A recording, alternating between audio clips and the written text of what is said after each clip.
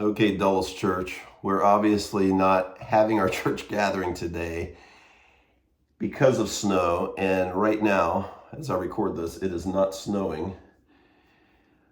This is how rumors get started. After Washington's big win last night, I can hear people saying that it was such a big win and we celebrated so late, we decided not to have church. For all of you Washington fans like me, it's been 30 years, and what a crazy upset that was. I actually feel bad for the Lions because this was their year. So many people thought that. So I did go to bed happy last night for Washington. What in the world? I mean, what a huge, huge win. Apparently it is going to snow today, and we're not having our church gathering because Loudoun County closed all school buildings today. I think most of you know that. I hope you've gotten that word. I wanted to just spend a few minutes with you here this morning in the series, just with a thought about the series that we've started called Story. And I have a few important things to tell you about first. We are collecting chili kits. So today disrupts that. Hold on to the chili kits you've collected. If you haven't begun yet, it is not too late at all. If you go to our Dulles mobile app, you'll see the list of ingredients. And you can get 2 or 3 kits. You could get 4 or 5 kits.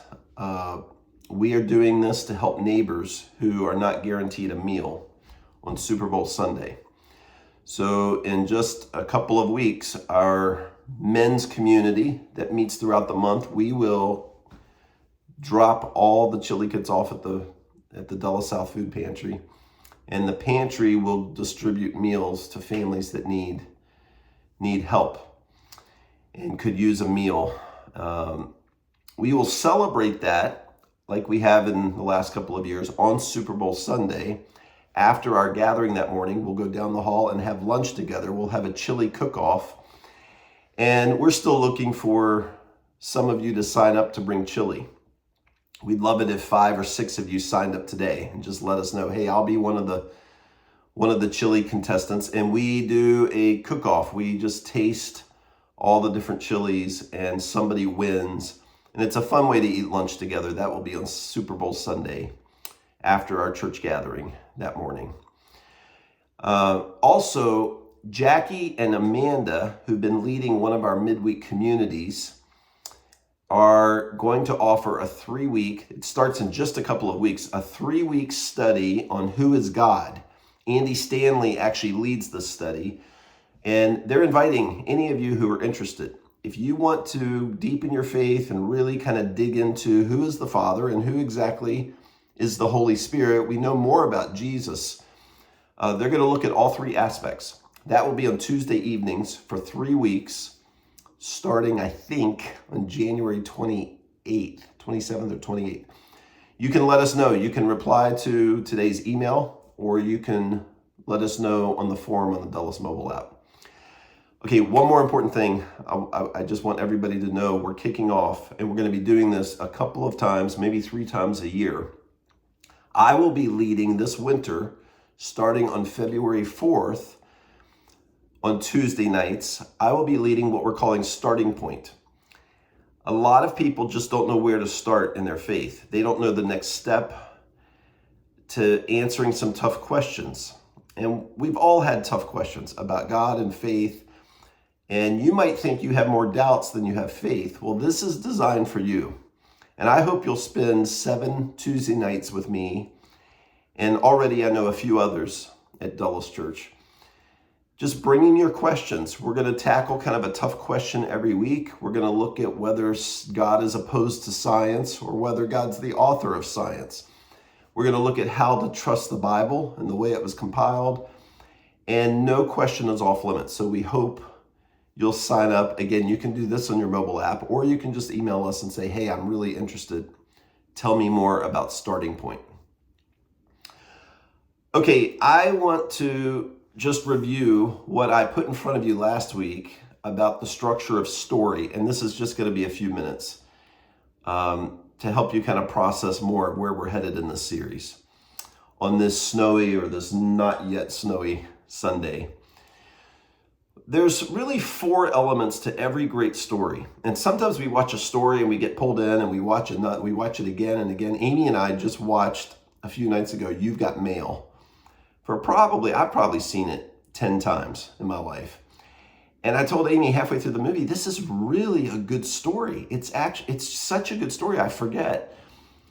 What is it that makes a great story that pulls us in emotionally, and then we'll read it again in a couple of years, or we'll watch the movie again? The first is a main character who has a want, a protagonist who has a desire, an object of desire. The second element of every great story is conflict. There has to be conflict to keep us interested in the story. If there isn't conflict early in the story, we lose interest. We get bored and we just kind of turn off the movie or look for something else. Every great story has a main character, a protagonist that has a dream or a desire, and then they run into conflict. And it's usually a series of conflicts that start to show who they really are because of the decisions they have to make. They either run from the conflict, or they blame someone else, or they choose selfishly, or they have integrity, or they find courage, or they start to grow. The third element of a great story is this ultimate conflict called crisis happens, and then an ultimate choice has to be made, and that reveals the person's character. We said last week, it reveals the character's character, their true character. And that's what you and I are looking for in every story. That's why we like stories. We want to find out if this person will choose correctly or bravely. Will they do what I hope I would do in this circumstance? Can we find something in this person's character that inspires me, that reminds me, hey, I actually can do this, or there is hope, or hey, I failed, and I've failed many times, but it doesn't mean I have to fail again. Can we find that in this person's character? And then the fourth element is the climatic moment that leads to the resolution. And that's the part at the end of the story that shows us the consequences of the character's choosing. Are they good consequences? Is it a sad ending? Do we see lost potential? Or do we see something heroic? Okay, so I'm really bummed about today getting canceled because for our third year in a row, we were going to take some time to recognize Martin Luther King Jr.'s life. And I'm still going to do this. I had planned this for today. And so it can't be next Sunday just because of our scheduling. In 2 weeks, I'm going to do the message I was going to do today, in large part about how we see the story of Jesus and Martin Luther King Jr. In his story, we see something of the story of Jesus in the story of Martin Luther King Jr. Now remember, a character, a main character who has a want or a dream. I mean, no kidding. Of course, Martin Luther King Jr. had a dream. Runs into conflict or a series of conflicts, and then there's this ultimate crisis where they have to make some decisions that reveal who they really are.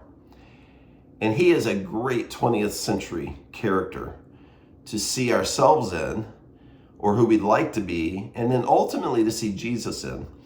And I'm going to just leave you with this today. I'm going to relate in a couple of weeks Martin Luther King Jr. to Moses, the character of Moses. And just for today, I'm going to read one text from the story of Moses. This is in chapter 2. Moses was born an Israelite, but through a crazy set of circumstances, ends up being raised, sort of adopted in Pharaoh's house. The enemy of the Israelites, the slave masters of the Israelites. So Moses is really going to be the prince of Egypt. He's the heir apparent to the throne of Pharaoh, even though he's an Israelite. And we get to chapter 2, and it says in verse 11, one day after Moses had grown up, he went out to where his own people were, the Israelites, who were enslaved, and they were just being treated so harshly by the Egyptians. And he watched them at their hard labor and saw an Egyptian beating a Hebrew, beating an Israelite, one of his own people. Looking this way and that, and seeing no one, he killed the Egyptian. Moses kills the Egyptian and hid him in the sand. He buries him. Then the next day he went out and saw two Hebrews fighting. And he asked the one in the wrong, "Why are you hitting your fellow Hebrew?" The man said, "Who are you? Who made you ruler and judge over us? Are you thinking of killing me as you killed the Egyptian?" Then Moses realizes, oh no, what I did is known. People know that I killed this Egyptian and buried his body. Then Moses was afraid and thought, what I did must have become known. When Pharaoh heard this, he tried to kill Moses.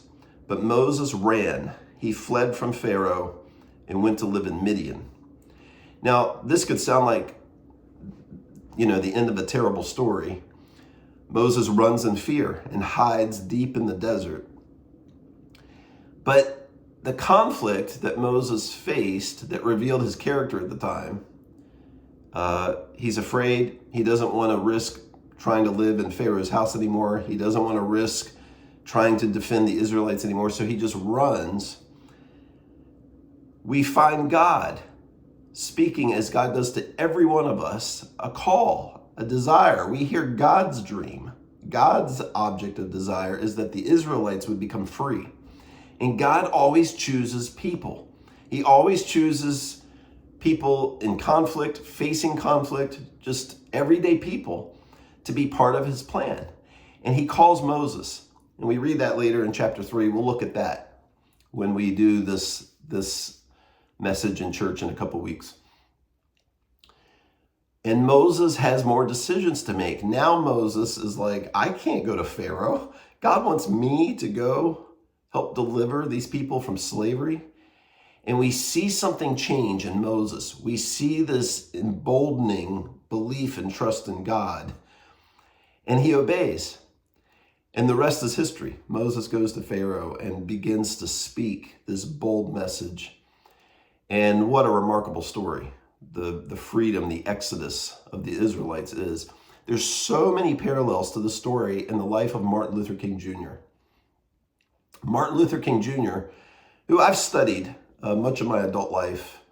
I find him heroic and someone that I just deeply admire because he moved America closer to God's dream of unity. And what Paul says in Ephesians, one new humanity. Jesus' desire was to create one new humanity of all different kinds of backgrounds and different people. He wants this one new humanity that begins to image the character of God again. And that's essentially what Martin Luther King Jr. did in moving America closer to that. And in all my studies and reading and just being a student of the life of Martin Luther King Jr., I never knew he'd been jailed 29 times. He was arrested and jailed 29 times for his various protests. Sometimes the police gave him traffic violations and threw him in jail for it. And we'll see in a couple of weeks, Martin Luther King Jr. faced a series of conflicts, and he had some decisions to make about how much he was going to lead. Was he really going to become the leader of the civil rights movement? Did he have it in him? Did he have the courage to do this? We see that story unfold in the life of Moses, and we see that story unfold in the life of Jesus to free you and me. All right, we'll dive into more of that in a couple of weeks. There's some nuance and some, there's a real point about conflict that Moses faced, that Martin Luther King Jr. faced, that we'll dive into. I love you guys. I hope it really does snow because I would hate to miss church, our church gathering and seeing all of you because of a non-event. Yeah, we've got Bills fans at Dulles and we've got Ravens fans at Dulles, and I'm glad you guys aren't going to be watching this game together today because I think it's going to be a big battle. Hey, you are loved.